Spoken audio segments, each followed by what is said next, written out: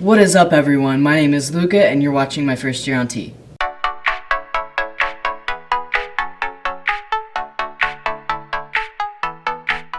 So this week we're talking all about travel. I have traveled one time since coming out as transgender, and it was actually a pretty easy experience. I went to Portland. It was before I changed my name, but after I started hormones, so I was looking more masculine for sure, in passing quite a bit. The problem was I didn't have my name legally changed yet, so I took a train and they didn't really check IDs at all. I just handed them a paper and they were like, cool, you paid for it, you're good to go.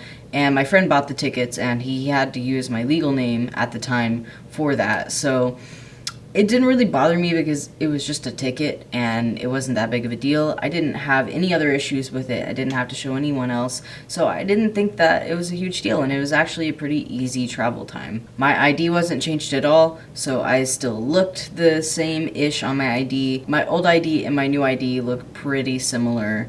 So as far as I go, I don't look too different. So this wasn't my most recent ID before getting my ID updated, but it is my very first ID, and I don't know if you can see it or not, but I had longer hair and didn't look that great.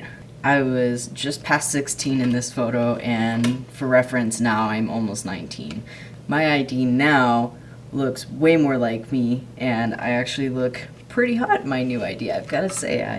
This is one of the best IDs I've ever had. But yeah, so as far as travel goes, I haven't had any issues with it really, and now that my ID has changed, I don't really expect to have any issues. The biggest problem I'm gonna have is if I try to get a passport, because my birth certificate hasn't been changed, because there's a whole legal mess that I can't afford to get into, really. I can't afford to pay a lawyer to draw up the papers for a gender designation change, and then I'd have to go to court for it and have a lawyer present to present those papers, because the lawyer had to make the papers because they don't exist, and then I'd have to take them to Oklahoma and see if they would accept them, and it's like a huge headache, and I don't want to do it right now. But yeah, travel for me hasn't been too difficult. Other than a passport, I don't expect it to be very difficult in the future either. That's about all I have to say for this topic, and if you're wondering, yes, I did shave my head. That's a long story.